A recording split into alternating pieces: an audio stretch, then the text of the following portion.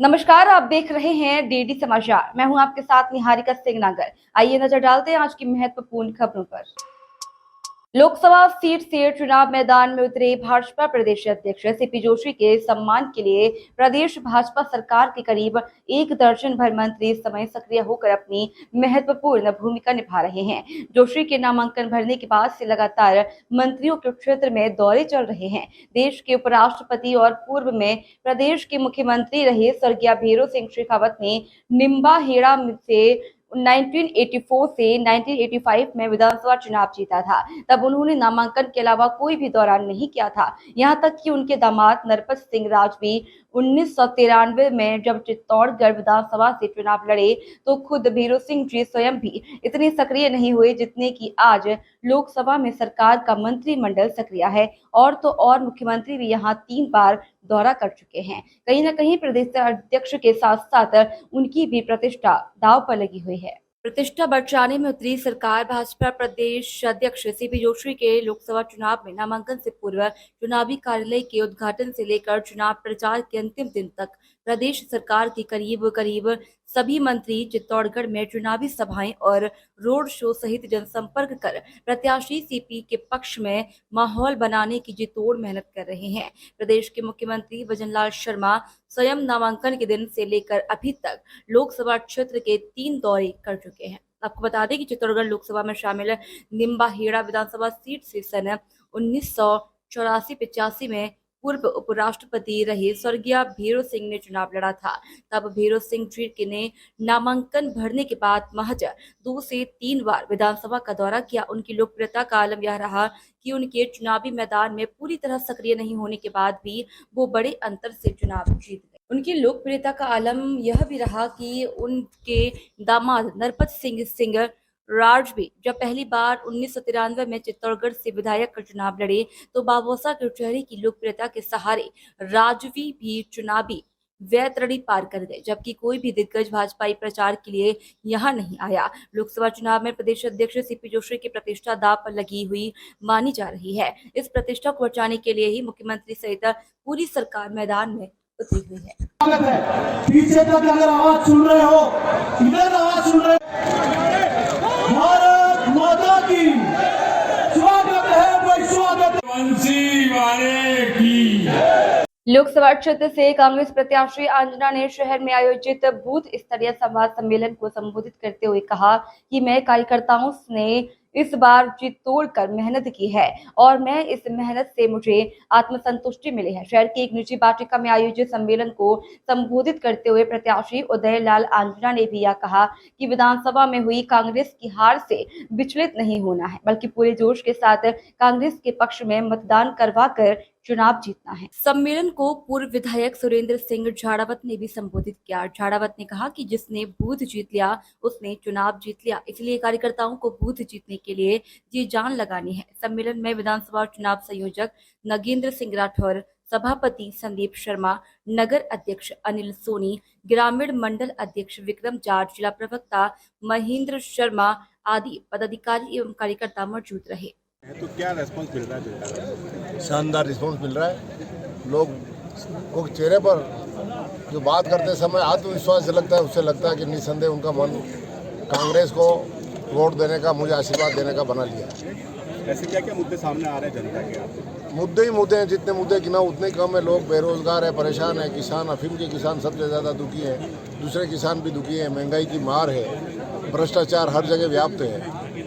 नेता लोग केवल टीवी पे और इस पे दिखते हैं, कई 10 साल में कहीं शक्ल नहीं बताई।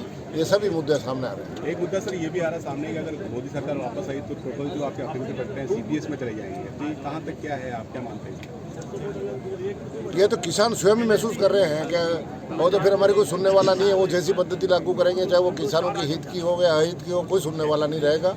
तो सीपीएस पद्धति का तो विरोध हो ही रहा है और इसको शुरू करने के लिए तो इसको शुरू किए, अगर फिर मत मिल जाते हैं इनको तो लोग वही सोचेंगे लोग इस स्कीम को पसंद कर रहे हैं, देखिए इसलिए और ज़्यादा सख्ती से लागू करेंगे। सर भीषण गर्मी 40 डिग्री तापमान चल रहा है, लगता है आपको मतदाता अपने घरों से बाहर निकल पाएंगे? लोकतंत्र के प्रति लोगों में आस्था है, पूरी ताकत के साथ निकलेंगे। और वैसे भी हम तो मजदूर और खेतीहर आदमी हैं गांव में, तो इसका कोई असर ज़्यादा है नहीं, दिन भर खेतों में काम करते रहते हैं। तो वोट के दिन तो और आनंद से काम करेंगे और ज़्यादा प्रतिशत बढ़ेगा। मैं इस मामले में सौभाग्यशाली रहा कि मेरा टिकट जल्दी फाइनल हो गया था। तो आज 1 महीना और 10 दिन हो गए मेरे को फील्ड में घूमते हुए। तो मैंने समस्त पंचायत मुख्यालय पूरे कर लिए हैं, सब नगर पालिकाएँ पूरी कर ली है, नगर परिषद हो गई है, तो करीब करीब सभी पूरा हो गया। अब कोई काम शेष नहीं रहा। अब तो कार्यकर्ताओं को उत्साहित करने के लिए ये मीटिंगें आयोजित की। भाजपा शासन के 10 साल के कार्यकाल गाँव में क्या मैसेज मिला आपको? मुझे जो समर्थन मिल रहा है वो इनके 10 साल के कार्यकाल की वजह से ही मिल रहा है। लोगों को महसूस हो गया कि हाथी के दांत बताने के और होते, खाने के और होते। 10 साल तक जिन वादों के भरोसे जनता बैठी रही, वो एक भी वादा पूरा नहीं हुआ। इसलिए लोग अपने आप कांग्रेस की ओर बढ़ रहे हैं और मेरे से तो व्यक्तिगत लगाव रखते हैं, इसलिए मुझे समर्थन दे रहे हैं।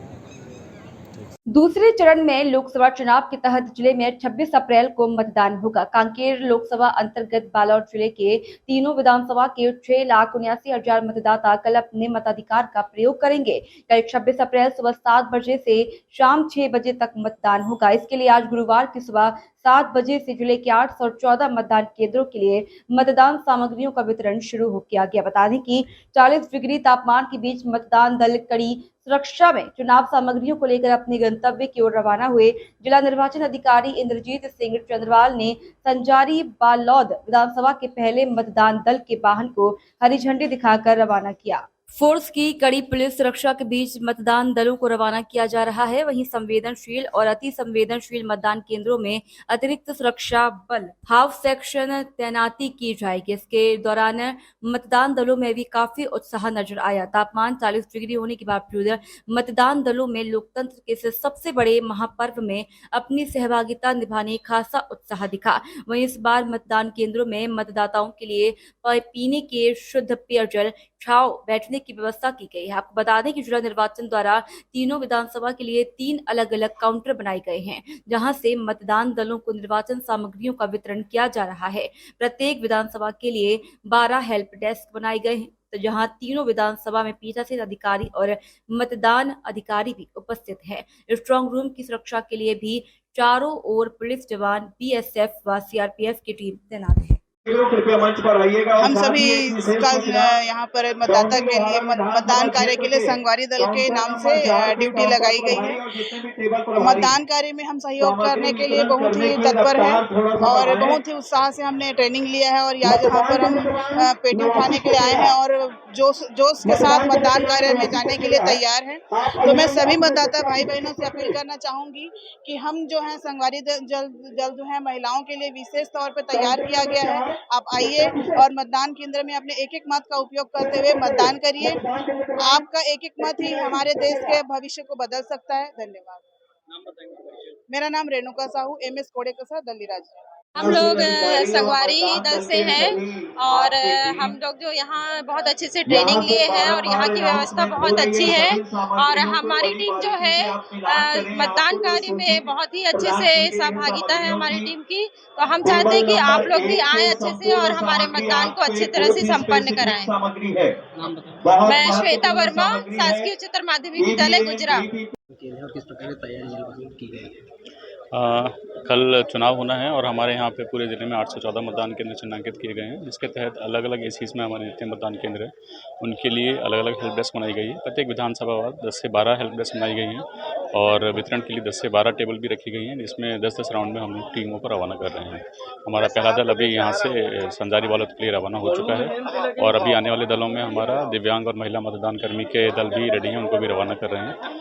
ये दोपहर तक ये एक्सरसाइज पूरी हो जाएगी और उसके बाद फिर मतदान केंद्रों पर जाके लोग अपना स्थान ग्रहण करेंगे और मतदान केंद्रों की स्थिति देखते हुए कल अपना मतदान कराने की पूरी कार्रवाई प्रारंभ करेंगे। सर, संवेदनशील अति संवेदनशील मतदान केंद्रों की क्या व्यवस्था है? संवेदनशील अति संवेदनशील मतदान केंद्रों की हमारे पास जो सूची प्राप्त है वहाँ पे पुलिस बल भी लगाया जाएगा और साथ ही साथ हाफ सेक्शन की टुकड़ी वहाँ पे दी जा रही है आर्म्ड फोर्सेस की, तो वो वहाँ पे रहेगी और साथ ही साथ वहाँ पे सघन दौरा भी किया जाएगा। सेक्टर अधिकारियों को विशेष निर्देश दिए गए हैं कि वहाँ पे दौरा अपना ज़्यादा रखेंगे और किसी भी स्थिति में ऐसी कोई अप्रिय घटना होने की स्थिति में तत्काल वहाँ पे कार्रवाई भी करेंगे। सर, देखा जा रहा है कि तापमान भी काफ़ी बढ़ा हुआ है, मतदान करने आने वाले लोगों को और मतदान कराने वाले लोगों के लिए क्या सुविधा प्रदान इस बार की गई है? भारत निर्वाचन आयोग ने इस बार विशेष पहल करते हुए हर मतदान के लिए विशेष राशि की प्रबंध किया है, जिसके तहत वहाँ मतदान केंद्रों में उनको छाया और स्वच्छ पानी पीने के लिए दिया जाएगा। साथ ही साथ बैठने की व्यवस्था भी की जा रही है। जहाँ पे भी दिव्यांग और 80 प्लस के हमारे मतदाता हैं जो कि आने में सक्षम नहीं हो पाते हैं, उनको कॉल सेंटर के नंबर पे कॉल करने के बाद सुविधा भी प्रदान की जा रही है। सर, एक और अपील कर दीजिए। इस मीडिया के माध्यम से मैं आप सभी लोगों से अपील करूंगा कि 26 अप्रैल को हमारा मतदान है, आप सभी आएँ और वोट करें। क्या तैयारी की गई है जो तापमान प्रतिवर्ष जब भी चुनाव होते हैं, निर्वाचन कार्य होता है, तो निर्वाचन कार्य में प्रशासन पूरी मुस्तैदी के साथ पूरी अपनी तैयारी करता है और सफलतापूर्वक अभी तक चुनाव कराते हुए आए हैं।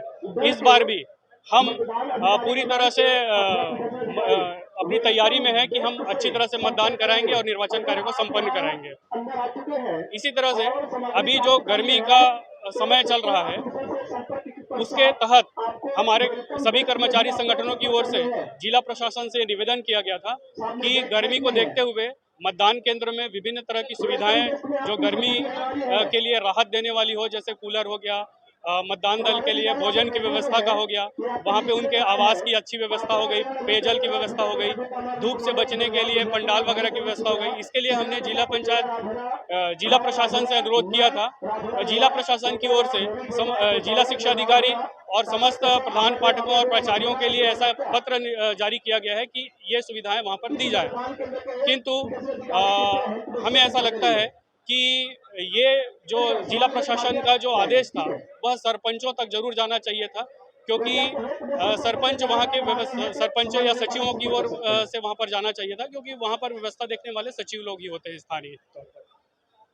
राजधानी रायपुर में आईपीएल क्रिकेट मैच के दौरान सट्टा संचालित करते हुए 5 अंतर्राज्यीय आरोपी सहित 8 कुल सटोरियों को anti crime and cyber unit तथा थानागंज पुलिस की संयुक्त टीम के द्वारा सट्टा संचालन करने वाले सटोरियों पर बड़ी कार्रवाई की है। आईपीएल क्रिकेट मैच के दौरान सट्टा संचालित करते हुए 5 अंतर्राज्यीय आरोपी सहित कुल 8 सटोरियों को गंज थाना पुलिस ने गिरफ्तार किया है। पुलिस की जानकारी अनुसार आरोपियों ने 24 परगना कलकत्ता में बैठकर आईपीएल क्रिकेट मैच में सट्टा का संचालन कर रहा था, जिस पर रायपुर पुलिस की टीम ने सटोरियों प्रकाश वाधवानी पिता जगदीश कुमार वाधवानी निवासी चौबे कॉलोनी आजाद चौक रायपुर, जयप्रकाश जोशी उर्फ जेपी पिता विनोद कुमार जोशी निवासी राजस्थान, प्रफुल्ल मार्टिन पिता स्वर्गीय सुशील मार्टिन साल निवासी जबलपुर मध्य प्रदेश, फेलिक्स मरियान पिता पाल मारियान निवासी जबलपुर मध्य प्रदेश, आशीष हेरी पिता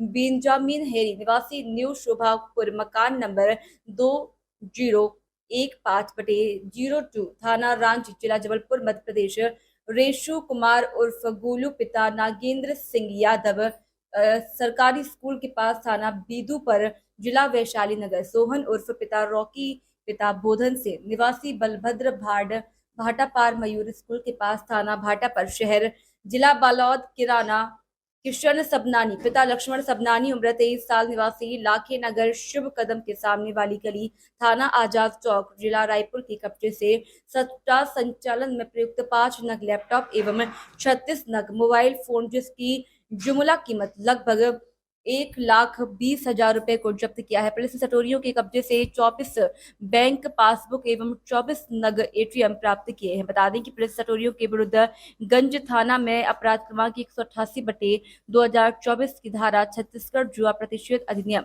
2022 तथा धारा 7 का के तहत आरोपियों पर अपराध पंजीबद्ध कर प्रतिबंधात्मक कार्यवाही करते हुए न्यायालय के आदेश से जेल दाखिल किया गया है। बताया कि वो मोहित सोमानी के लिए इस कार्य को करता है।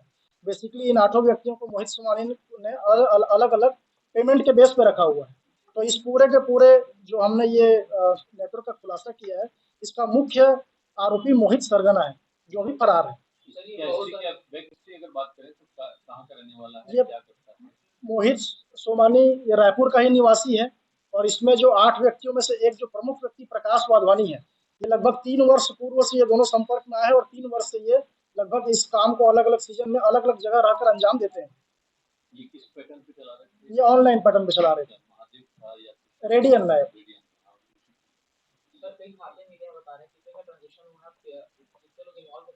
डिटेल्स चेक कर रहे हैं, इसमें लाखों का ट्रांजेक्शन है। इसमें सभी बैंकों को माध्यम से पत्राचार करके हर बैंक का डिटेल अभी इसमें लिया जाएगा। कलकत्ता में कहाँ कर रहे थे? ये न्यू गोलाबारी करके एक जगह है, वो कोलकाता में 24 परगना के पास, वहीं पर एक फ्लैट में ये लोग कर रहे थे। अभी ये जितने हमने आइटम सीज किए हैं लगभग 12 लाख रुपए इनकी कीमत है और अकाउंट्स का डिटेल, बैंक से डिटेल आने के बाद में हम इसको बता पाएंगे। मोहित अभी हिरासत में नहीं है, फरार है, उसके लिए टीम लगी हुई है।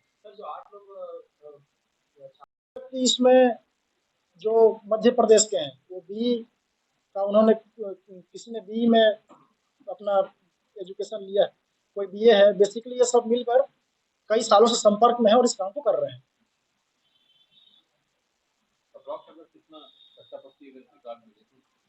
फिलहाल हम आपको इस आइटम्स का 12 लाख की जानकारी दे पाएंगे, पर अकाउंट्स की जो डिटेल है वो लाखों रुपए में है। ये रेंट में लेकर ये काम करते हैं। बेसिकली इनका मोडस ये भी रहता है, एक रेंट में ले लिए, सामने वाले अब अंदर फ्लैट में है, अंदर में क्या चल रहा है किसी को मालूम भी नहीं। जब हमने इसको यहाँ पर रेड किया तब उसके जो मोबाइल नंबर वगैरह हमको प्रोवाइड किए थे, उससे हमारी टीम चूंकि कलकत्ता में थी, इसलिए रेड बहुत तुरंत ही हमने कर लिया। इसमें एक प्रकाश वाधवानी है जो मुख्यतः आजाद चौक रायपुर का रहने वाला है। एक जयप्रकाश जोशी, ये सीकर राजस्थान का रहने वाला है। एक प्रफुल्ल मार्टिन, ये मध्य प्रदेश का रहने वाला है।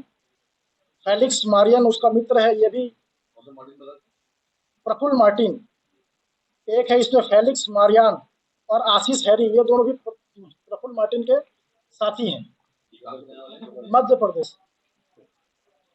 रेसू उर्फ गोलू वैशाली बिहार का रहने वाला है। ये सोहन सेन, ये बाटापारा का रहने वाला है, सोहन सेन। और एक किशन सबनानी, ये भी आजाद चौक रायपुर का ही रहने वाला है। मोहित सोमानी इसमें जैसे बताया हमको, इसमें ये मुखिया है। मोहित सोमानी को जब हम हिरासत में लेंगे उसके बाद उससे पूछताछ में कुछ नए खुलासे होंगे। तो इसके पहले भी कोई मामले हैं क्या? दिनांक 22 को आईसीसीयू की टीम को सूचना मिली कि गंज थाना क्षेत्र के पास कोई व्यक्ति ऑनलाइन गेमिंग ऐप के माध्यम से सट्टा का संचालन कर रहा है। इस सूचना पर हमारी टीम ने जब रेड कार्रवाई की तो वहां पर पश्चिम बंगाल के कुछ नंबर मिले।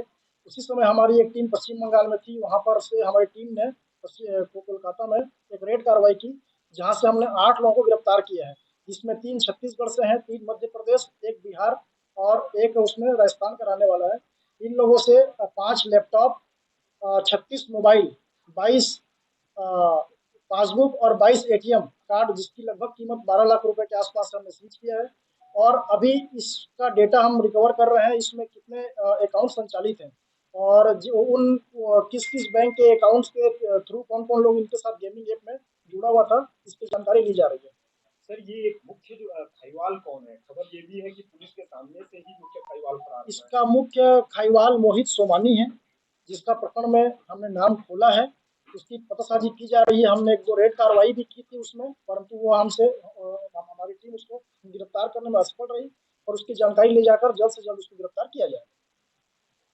इस वक्त की बड़ी खबर, भेड़ी कोना बोराई पुल में भीषण सड़क हादसा। कैप्सूल ट्रक ने खड़ी जूस वैन को पीछे से मारी ठोकर। हादसे में एक की मौके पर ही मौत हो गई, वहीं दूसरा गंभीर रूप से घायल को इलाज के लिए नजदीकी अस्पताल ले जाया गया। डॉक्टरों ने गंभीर हालत को देखकर बिलासपुर रेफर किया। बता दें कि जूस वैन भी बुरी तरह क्षतिग्रस्त हुई। मृतक रूपेंद्र और घायल सुरेश दोनों हसौद थाना क्षेत्र के लाल माटी निवासी बताए जा रहे हैं। मौके पर लोगों की भीड़ जुटी। बेड़ी कोना बोराई नदी पुल में हुई है हादसा। पुल के बीच में फंसी है गाड़ी। हादसे के बाद से डबरा शिवरी नारायण मार्ग में आवागमन बंद।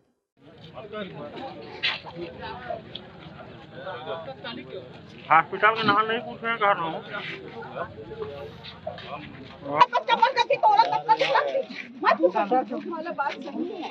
हम लोग आपकी बात है मुंगेली जिला के लिए आज किसी ऐतिहासिक दिन से कम नहीं है जब golden book of world record में मुंगेली जिले का नाम दर्ज हुआ। आपको बता दें, जिले के स्कूल शिक्षा विभाग द्वारा अभिनव पहल करते हुए लोकसभा निर्वाचन 2024 में 100% मतदान सुनिश्चित करने के लिए 1,06,844 संकल्प पत्र का रिकॉर्ड गोल्डन बुक में दर्ज कराया गया। डॉक्टर श्यामा प्रसाद मुखर्जी स्टेडियम में आयोजित जिला स्तरीय संकल्प पत्र महाअभियान कार्यक्रम में golden book of world record की स्टेट हेड श्रीमती सोनल शर्मा ने 4000 से अधिक शिक्षकों की उपस्थिति में कलेक्टर एवं जिला निर्वाचन श्री राहुल देव को इस उपलब्धि के लिए सर्टिफिकेट प्रदान किया। उन्होंने बताया कि golden book of world record एक विशिष्ट अंतर्राष्ट्रीय रिकॉर्ड बुक है। इस रिकॉर्ड बुक का उद्देश्य उन लोगों को एक मंच देना है जिनमें विशिष्ट प्रतिभा छुपी है, जो दूसरों से आगे खड़े होना चाहते हैं और अद्वितीय प्रयास करके इतिहास के सुनहरे पन्नों में अपना नाम दर्ज कराना चाहते हैं। मुंगेली कलेक्टर के मार्गदर्शन में शिक्षा विभाग द्वारा मतदाताओं को जागरूक करने के लिए जो अभिनव पहल किया गया है वह सराहनीय है। उन्होंने जिला प्रशासन और पूरी टीम को बधाई दी। वहीं वरिष्ठ पुलिस अधीक्षक श्री गिरिजा शंकर जायसवाल ने कहा, हम सब जानते हैं कि शिक्षक हमारे ननिहालों को उनके अधिकारों और कर्तव्यों के बारे में जागरूक करते हैं, साथ ही उन्हें बेहतर शिक्षा प्रदान करते हैं। संकल्प पत्र महाअभियान के जरिए शिक्षकों ने बच्चों के माध्यम से उनके अभिभावक को संवैधानिक अधिकारों के प्रति जागरूक करने का कार्य कर रहे हैं। घर घर जाकर मतदान के लिए संकल्प पत्र भरवा रहे हैं। इससे निश्चित रूप से 100% मतदान का लक्ष्य हासिल होगा।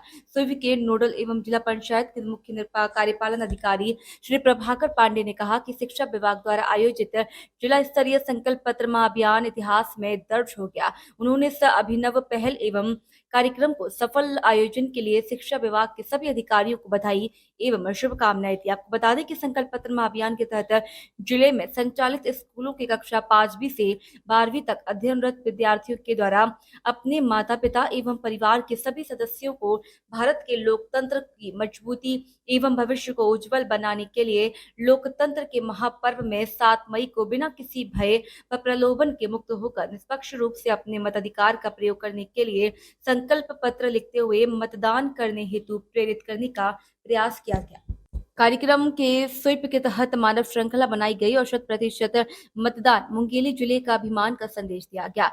जुम्बा आर्टिस्ट संप्रीत कौर के द्वारा गीत संगीत की धुन पर जुम्बा कराया गया, जिसमें कलेक्टर एवं एसपी सहित हजारों लोगों ने जुम्बा किया। बता दें कि कार्यक्रम में वन मंडल अधिकारी श्री संजय यादव, संयुक्त कलेक्टर श्री गिरीश राम टेके, संयुक्त कलेक्टर एवं उप जिला निर्वाचन अधिकारी श्रीमती मेनका प्रधान, एसडीएम लोरमा श्री गिरधारी लाल यादव, मुंगेली एसडीएम श्रीमती पार्वती पटेल, श्री शतरंज, डिप्टी कलेक्टर, शिक्षा विभाग के अधिकारी कर्मचारी गण और बड़ी संख्या में शिक्षक शिक्षिकाएं मौजूद रहे।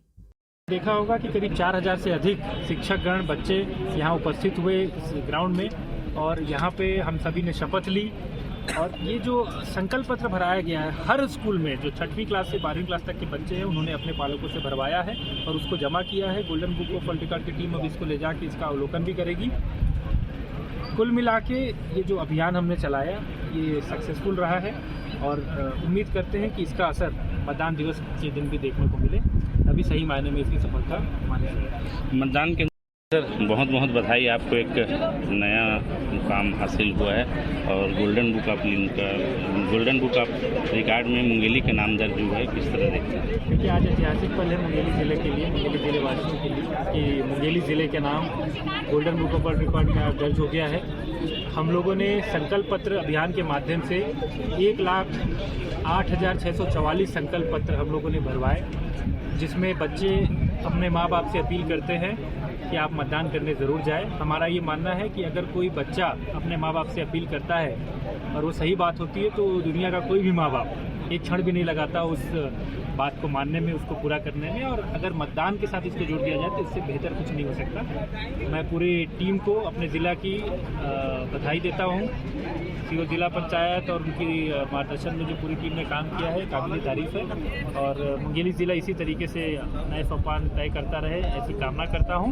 100% मतदान मुंगेली का अभिमान।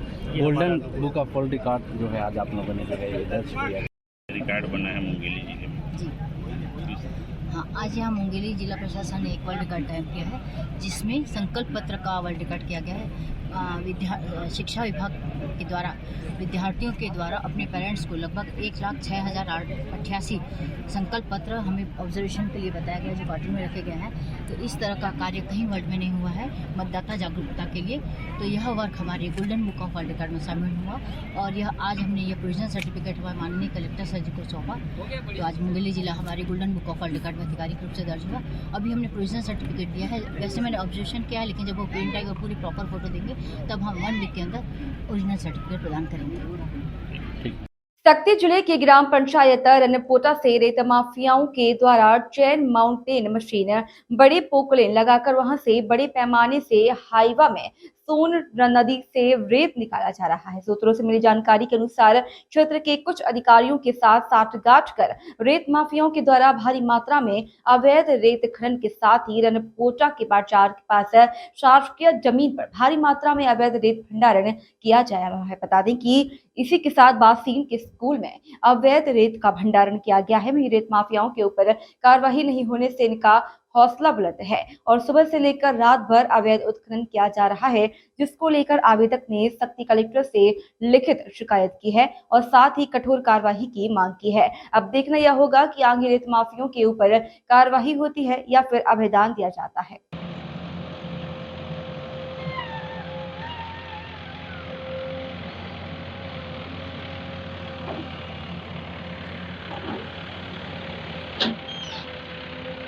कलेक्टर एवं जिला निर्वाचन अधिकारी आकाश चिकारा के निर्देशन में जिले में 100% मतदान और मताधिकार के प्रति लोगों को जागरूक करने के लिए स्वीप कार्यक्रम के तहत विभिन्न मतदाता जागरूकता अभियान चलाया जा रहा है, जिसमें बुजुर्ग, दिव्यांग, युवा, थर्ड जेंडर एवं महिला सहित अन्य मतदाताओं के लिए विभिन्न गतिविधियों का आयोजन कर 100% मतदान को प्रेरित किया जा रहा है।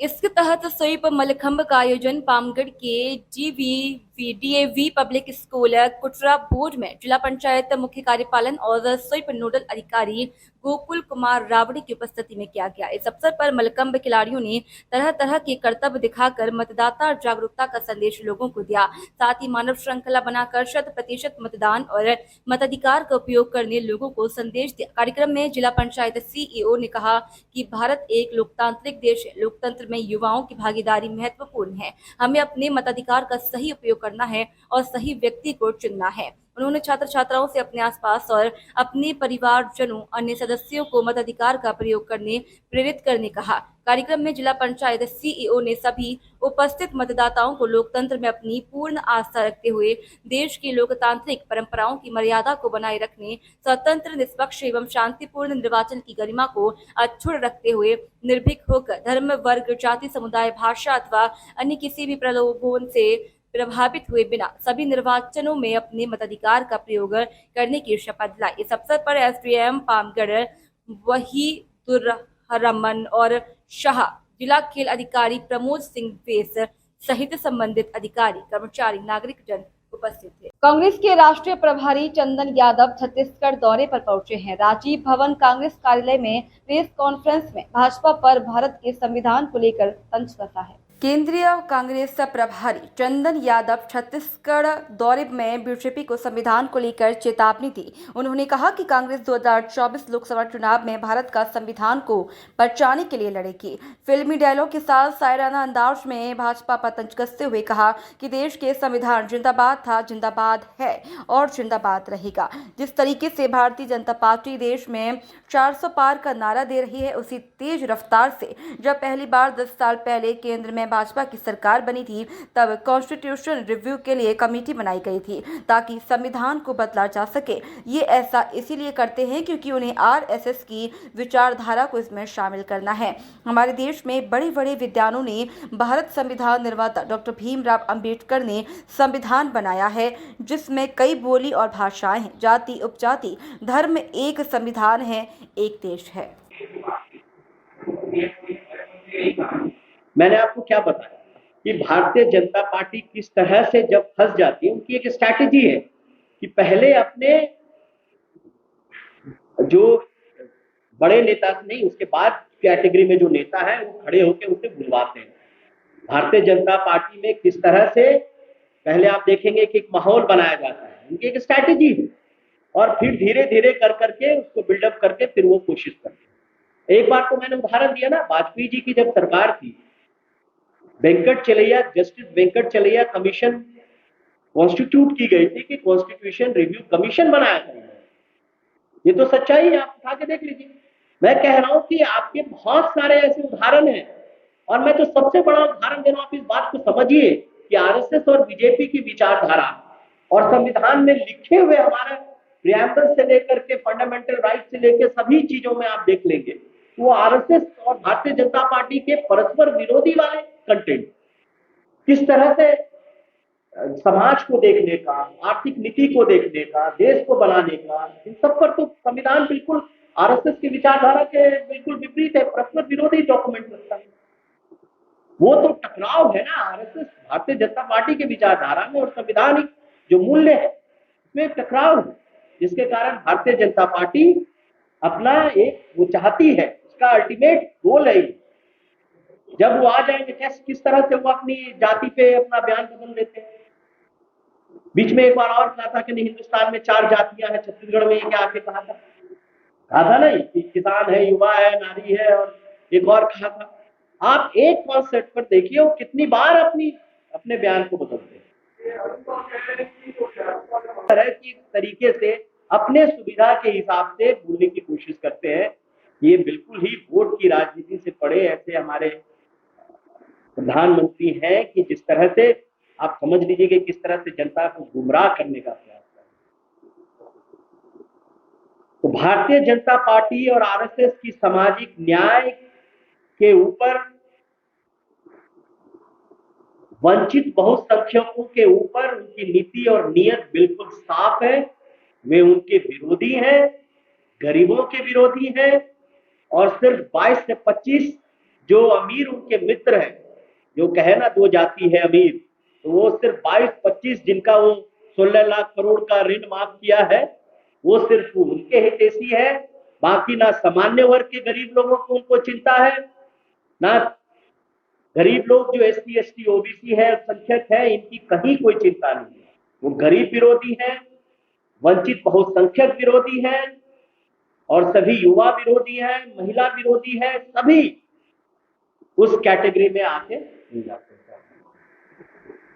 ये आपके बीच हम बात रखना चाहते थे आपके सवाल में। जी, आंतरिक लोकतंत्र का एक परिचय है। हम लोग जब चर्चा करते हैं कांग्रेस पार्टी में, जब चर्चाएं होती है तो आपके अलग अलग विचार हो सकते हैं, लेकिन जब पार्टी निर्णय ले लेती है तो सब लोगों का एक विचार है। तो वो आंतरिक लोकतंत्र का एक परिचय है, वैचारिक मतभेद, लेकिन वही कोई मतभेद नहीं है, कहीं कोई हिंसात्मक चीजें नहीं होती है। एक भाईचारे के साथ एक डिस्कशन के रूप में हमारे बीच में वो चर्चाएं होती है, इसमें कहीं कोई मुझे लगता है कि समझते हैं जी, और मुद्दे पे करेंगे तो ठीक है। क्या हुआ सर? हाँ, आप पूरा बताइए ना, क्या विषय है, सवाल करना है आप करो, बस पूरा बताइए, उसको जवाब दे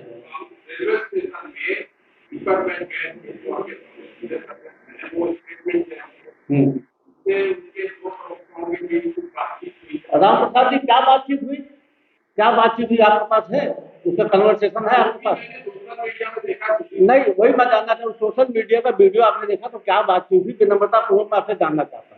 देखिए, तिल का ताड़ बनाना एक अलग विषय होता है। चेयरमैन होने के नाते यदि मैं अपने किसी प्रवक्ता नहीं, आप सवाल कर, मैं आपसे पूछना, आपने सीधे सीधे बोला ना कि संवैधानिक मूल्यों की उसका भी एक वोट था। तो वहाँ किसी प्रकार की हिंसा आपने देखा क्या उस वीडियो में? कोई हिंसा देखा क्या आपने वीडियो में? नहीं, आप बताइए ना क्या देखा। देखिए वही उनके सवाल बनते थे। देखिए पूरी तरीके से गलत ढंग से प्रस्तुत किया गया था, पूरी तरीके से गलत ढंग से प्रस्तुत किया गया था, और एक सबॉर्डिनेट को जिस ढंग से ट्रीट किया जाता तो वही।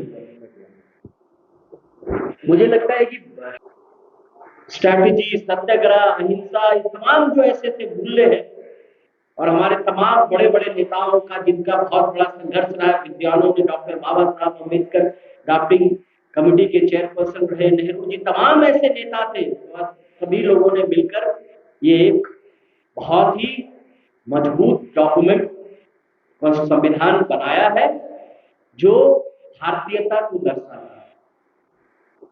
भारत बोले तो यूनिटी डाइवर्सिटी, यानी अनेकता में एकता।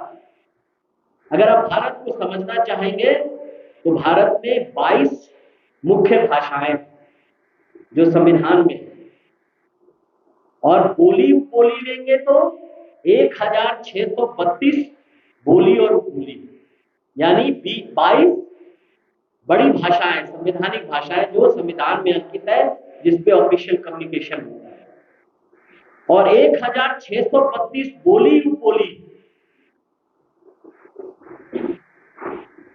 6500 जाति उपजाति, 52 जनजातियां हैं, 29 मुख्य त्योहार हैं, 6 मुख्य धर्म हैं, 27 से राज्य हैं, 7 केंद्र शासित प्रदेश हैं, एक संविधान है और एक देश है, जो इन सभी जो डाइवर्सिटी जो मैंने कहा, इतनी बोलियां हैं, इतने धर्म हैं, इतने संस्कृति है, इतने रहन सहन, खान पान, कपड़ा, भाषा, बोली, इतिहास, ये सब से भारत बना है। हर एक 6 कोस पर भाषाएं बदल जाती हैं। हमारी संस्कृति अलग है, हमारी भाषा अलग है, हमारा खान पान, रहन सहन, सब चीज अलग है, लेकिन फिर भी हम एक संविधान में विश्वास करते हैं। हम एक देश की परंपरा में, एक देश के संविधान में, देश के इतिहास में, देश की धरोहर में, इन सबों में हमारा उतना ही अटूट विश्वास है, और सब हम मिलजुल करके इसमें रहते हैं। सब क्रिया है, संविधान में ही लिखा हुआ है कि आप विधेयक संविधान में संशोधन कर सकते हैं। संशोधन हुआ है ना, जब जैसे जैसे समय कुछ डिफिकल्टीज आती है, सर्वसम्मति से होता है, लेकिन आप संविधान की जो मूल्य है, आप एक पार्टी सिस्टम बनाने की बात की तरफ बढ़ने लगे। जिस तरह से लोकतंत्र पर भारतीय जनता पार्टी प्रहार कर रही है, और जिस तरह से उनकी कार्यशैली है, जो आपको दिख भी रहा है, वो वन पार्टी डेमोक्रेसी चाह रही है, जैसे रशिया में है, चाइना में है। आप जो मूल्य है उनको आप समझने का प्रयास करेंगे तो वो समझ में आएगा। संशोधन संविधान का ही एक पार्ट है कि आप संविधान में लिखा हुआ है कि आप संशोधन कर सकते हैं, तो संविधान बदलने की या रिव्यू की तो बात नहीं है ना। जी धन्यवाद, थैंक यू, आप सबका आभार। विश्व मलेरिया दिवस के अवसर पर संचालनालय स्वास्थ्य सेवाओं के निर्देश पर मुख्य चिकित्सा एवं स्वास्थ्य अधिकारी डॉक्टर संजय बसाक एवं जिला मलेरिया अधिकारी डॉक्टर विजय कर्मा के मार्गदर्शन पर विश्व मलेरिया दिवस के अवसर पर जिले के विभिन्न विकास खंड में जागरूकता कार्यक्रम का आयोजन किया गया। इस दौरान विभिन्न ग्राम पंचायत में विकास खंड एवं जिला स्तर से मलेरिया के बचाव के संबंध में विभिन्न जागरूकता कार्यक्रम एवं रैली के माध्यम से जन सामान्य को संदेश दिया गया। इस दौरान विभिन्न ग्राम पंचायत में विकास खंड एवं जिला स्तर से मलेरिया की बचाव के संबंध में विभिन्न जागरूकता कार्यक्रम एवं रैली के माध्यम से जन सामान्य को संदेश दिया गया। कार्यक्रम में मुख्य रूप से बाजार स्थल में मलेरिया से संबंधित एवं बचाव हेतु गीत गाया गया। साथ ही बचाव एवं उपचार हेतु जानकारी हल्बी गोंडी हिंदी स्थानीय भाषाओं में दी गई एवं विकासखंड स्तरों पर चित्रकला निबंध प्रतियोगिता तथा वाद विवाद प्रतियोगिता करवाई गई। साथ ही स्वास्थ्य केंद्र स्तर पर रैली आदि का आयोजन किया गया, जिसमें समस्त विकासखंड के खंड चिकित्सा अधिकारी, विकासखंड कार्यक्रम प्रबंधक, मलेरिया टेक्निकल सुपरवाइजर, जिला मितानीन समन्वयक, समस्त मितानीन पर्यवेक्षक एवं मितानीन आदि की सहभागिता रही, जिसमें सभी आम जनता को जागरूक किया गया कि मलेरिया जानलेवा बीमारी हो सकती है, उसका बचाव हमारे स्वयं के जागरूक होने पर हो सकता है। मच्छरदानी के उपयोग एवं मलेरिया रोधी दवा छिड़काव हेतु जागरूक किया गया। फिलहाल आज की खबरों में इतना ही। आप बने रहिए डीडी समाचार के साथ।